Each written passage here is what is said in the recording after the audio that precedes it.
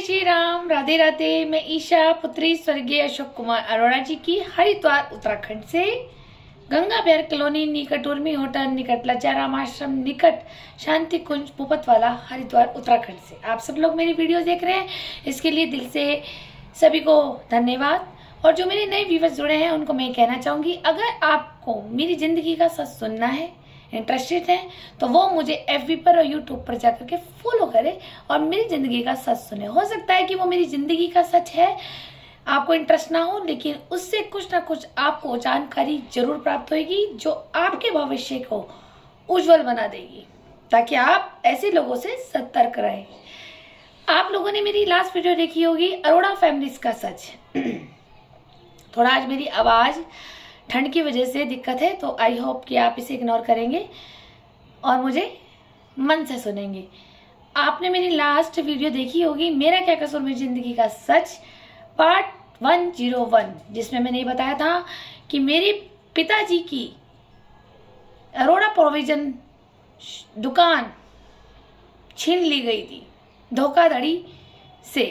जिन्होंने नहीं देखी वो मेरे लास्ट वीडियो जाके देखे, मेरा क्या कसूर मेरी जिंदगी का सच, उसमें मैंने ये आपको सच बताया है। अब उसके आगे की स्टोरी बताती हूँ। मेरे पिताजी की हो गई थी शादी मेरी मम्मी से, और मेरी मम्मी बताया ना कि वो इतनी मैच्योर नहीं थी समझदारी में। जब इनके घर में बहू बन के आई, मेरी दादी शांति अरोड़ा जी के घर में मेरे पापा की वाइफ बनकर स्वर्गीय अशोक कुमार अरोड़ा जी की बड़ी बहू बन के आई, तो इनको दिया जाता था मानसिक प्रताड़ना। जी हाँ, मेरी मम्मी को इन लोगों ने इतना टॉर्चर किया है, जो आज मेरी दादी और बुआएं या चाची बोलती है ना कि गुड़िया खराब है, ईशा खराब है, ये अपनी माँ से लड़ती थी, ये अपनी माँ को गालियां देती थी, अपनी माँ को रोटी नहीं देती थी। चलिए हम तो बुरे थे, तो आप किस खेत की मूली थे? गुण तो DNA तो आप ही से आया मेरे अंदर। आपने मेरी मम्मी को कम तंग किया है, इसीलिए वो मुझसे चिढ़ती थी ज्यादा, क्योंकि मैं अपनी दादी की करती थी सेवा। मैं जाती थी रोज आए दिन हॉस्पिटल दादी को दिखाने, इनका मेडिकल चेकअप और दवाइयाँ लाना, और कुछ पापा घर में खाने पीने की चीजें लाते थे, तो वो मैं अपने हिस्से का ना खा करके, अब मतलब कि हमारी मम्मी की एक आदत थी, वो आगे मैं वीडियोस में बताऊंगी डिटेल में, कि अगर मेरे पापा ने 2 किलो सेब लिए तो वो सेब गिन के रखती थी कि आज एक एक एक मिलेगा सबको, ठीक है, वो है उनको ये आदत।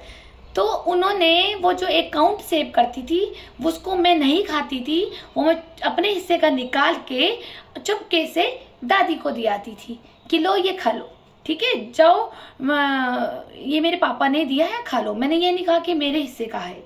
और मेरी दादी को ये भी नहीं लगा कि भाई आज ये पोती चलो कितनी भी खराब थी, क्या कोई दादी अपनी पोती की बुराइयां करती है?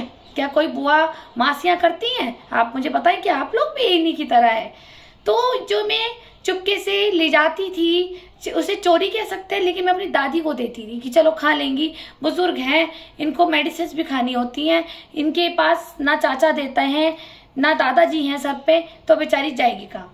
मैंने अपना पुण्य में किसी को गिनाती नहीं हूँ, लेकिन आप मुझे जब मेरी औकात दिखा रहे हैं लोग, तो मैंने सोचा जरा मैं भी अपनी और औकात दिखा दूं, जो छुपी हुई है पर्दे के पीछे। तो वो जो मैं चोरी से ले आती थी अपने हिस्से का ले आती थी, और मम्मी को लगता था मैंने खा लिया वो सेब। उसके बावजूद मेरी मम्मी को थोड़ा चिढ़ होती थी, क्योंकि मैं दादी के पास जाती थी, उनका घर का काम ऊपर कर लेती थी। सुबह जब मैं उनके साथ सोती थी तो सुबह उठते पोछा झाड़ू करना, ये सब करना, उनका मार्केट का सामान ला के देना, उसको हॉस्पिटल ले आना, तो मेरी मम्मी को होती थी जलन खूब ज्यादा, और इसी कारण वो मुझे भी मारती थी। और मेरे पापा से भी इसी चक्कर में कलेश होता था कि मेरी मम्मी के अंदर एक ये चीज आ गई थी कि जब शांति अरोड़ा जी और मेरी बुआ ने, चाचा, इन सब ने जब किया था मानसिक प्रताड़ना, टॉर्चर, तो वो औरत कैसे भूलेगी, वो महिला कैसे भूलेगी अपना अत्याचार? जैसे रूमा बेरी ने मुझे तंग किया तो मैं भूल सकती हूँ? नहीं।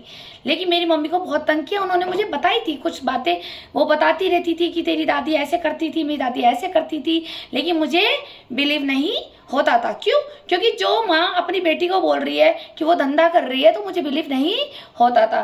तो जब मैं बड़ी हुई, समझदार हुई, तो ये डिस्कस जो हुआ वो मेरे पिताजी से हुआ।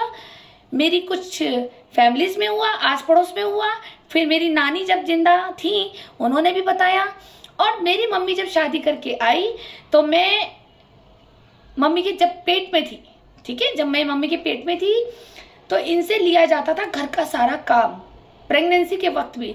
और इनके आर्थिक फाइनेंशियल स्थिति अच्छी नहीं थी, ना मेरे दादाजी की और ना दादी जी की, तो लेकिन इतनी नहीं थी। और लेकिन हो सकता है कि हो भी हो, जो बहू को नहीं देते थे खाने पीने को, तो मेरी मम्मी का नहीं रखा गया शारीरिक ध्यान।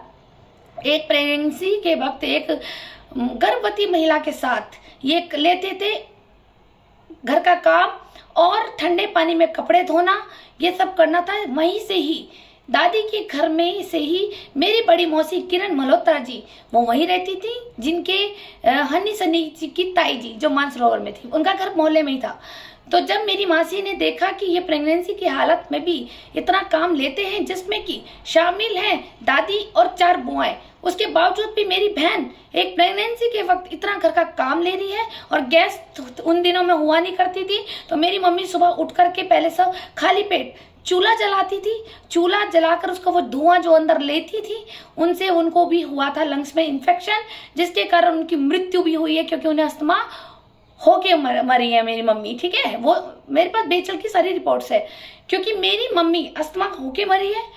जब प्रेगनेंसी के वक्त में जब मेरी मम्मी चूल्हा जलाती थी, उसका धुआं इंटरनल वो लेती थी, हमारे एक सांस में वॉक्यूम होता है, उसको सांस के अंदर द्वारा उन्होंने लिया, ज्यादा खींचा, तो ज्यादा उनको जानकारी नहीं थी, चूल्हा कभी जलाया नहीं था उन्होंने अपने घर में दिल्ली में।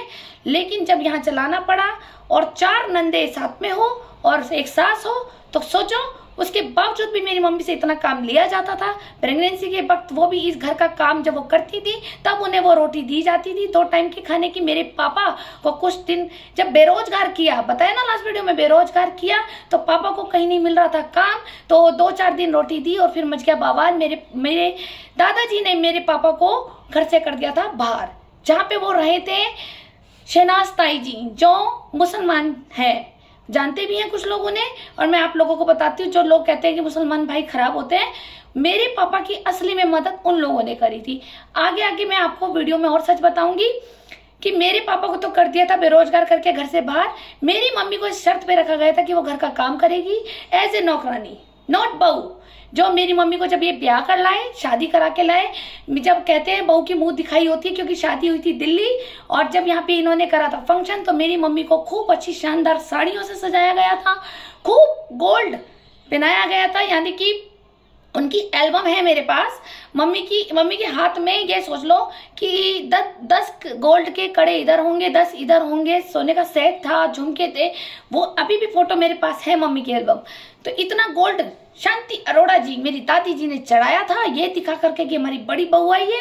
उसके बाद वो सारे जेवर उनसे छीन लिए गए थे और बना दिया था एक बड़ी बहू से एक नौकरानी कि तू घर का काम करेगी। और प्रेगनेंसी के वक्त इतना काम लिया गया था, जिसके कारण मेरी मम्मी को शारीरिक पीड़ा भी हुई, मानसिक प्रताड़ना भी हुई। जब एक महिला को एक इच्छा वाले फल ना मिलते हो, पापा हो गए थे बेरोजगार, प्रेगनेंसी में कैसे कैसे इच्छाएं जागती है कि मैं गोलगप्पे खाऊं, मैं ये खाऊं, मैं जूस पीऊं, जिससे कि मैं हेल्थी बच्चा पैदा कर सकूं, लेकिन वो नहीं कर पाए, जिसका भुगतान मेरे को मम्मी के पेट में भुगतना पड़ा था। वो कैसे, वो मैं आपको वीडियो में बताती जाऊंगी कि मम्मी का जब पालन पोषण ठीक से नहीं हुआ प्रेगनेंसी के वक्त, एक सूखी दाल रोटी दी जाती थी, वो भी इस कंडीशन में कि घर का पहले तो सारा काम करेगी, सुबह खाली पेट उठ करके चूल्हा जलाएगी, सबके लिए चाय बनाएगी, सबके लिए खाना बनाएगी। क्योंकि मेरी बुआएं थी छोटी, मेरे पापा से काफी छोटी थी ये चारों बुआएं, क्यों, ये जाती थी स्कूल, सेवा सदन, तो इनका लंच बॉक्स मेरी मम्मी बनाया करती थी। इसीलिए ये काम में शायद इन्होंने काम नहीं, हाथ नहीं बटाया मेरी बुआओं ने भी इतना। तो मेरी मम्मी को किया जाता था मानसिक प्रताड़ना और शारीरिक पीड़ा, और मेरी मम्मी इतने लोगों को संभालती थी प्रेगनेंसी के वक्त। जब मेरी बड़ी मौसी किरण मल्होत्रा ने देखा तो वो आई मेरी मम्मी को डांटने की, भाई ये तो ठंडे पानी में ये सब कपड़े वपड़े क्यों धोती है। तो मेरी दादी का कहना था मेरे सामने कि मेरी दादी ने मुझे बोला था एक बार कि तेरी बड़ी मासी ने बहुत इंटरफियर किया हमारी फैमिली में। जी नहीं, वो उस वक्त उनको आके समझाती थी कि देख सर्दी का टाइम है, जी हाँ मैं मार्च के महीने में पैदा हुई हूँ, सर्दी का टाइम है, दिसंबर जनवरी चल रहा होगा प्रेगनेंसी में। तो मेरी मौसी ने आके समझाया ठंडे पानी में बच्चे को भी ठंड चढ़ जाती है, तो इतने कपड़े क्यों धोती है, ठीक है, सबके क्यों धोती है, सब अपने अपने क्यों नहीं धोते हैं। तो इस तरह से इन्होंने इतना परेशान किया है।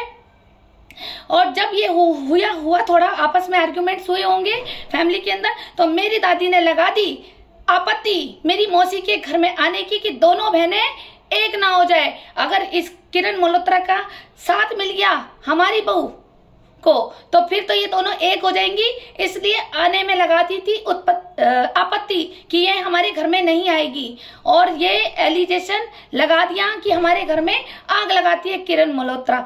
तो मेरी दादी ने क्या करा, फूट डालो राज करो, समझ गए ना। मेरी मम्मी और मौसी को भी एक नहीं होने दिया, तो यहाँ पे हिमानी अरोड़ा और मुझे भी एक नहीं होने दिया। आगे आप समझदार हैं कैसे लोग कान भरते हैं और कैसे चुगलियां करते हैं, पर ये भूल जाते हैं कि ईश्वर भी देख रहा है। पहले चुगली करने में, जवानी में चुगली करने में मजा बहुत आता है, लोगों को दूर दूर करने में मजा बहुत आता है, लेकिन जब इसे बुढ़ापे में भरना पड़ता है ना, तो ये भूल जाते हैं कि तुम्हारा ही कर्मा लौट कर आया है। चलिए आप बने रहिए नेक्स्ट वीडियो में कि मैं आगे और बताती हूँ। ये तो मम्मी का सच बताया, मैं अपने पापा का भी सच बताऊंगी कि मेरे पापा जब बेरोजगार होकर घर से निकाल दिए गए थे तो वो शहनाज ताई जी के घर में उन्होंने क्या काम करके कैसे पैसे कमाए और कैसे मेरी मम्मी का पालन पोषण कीजिए। जल्दी मिलेंगे नेक्स्ट वीडियो में। धन्यवाद।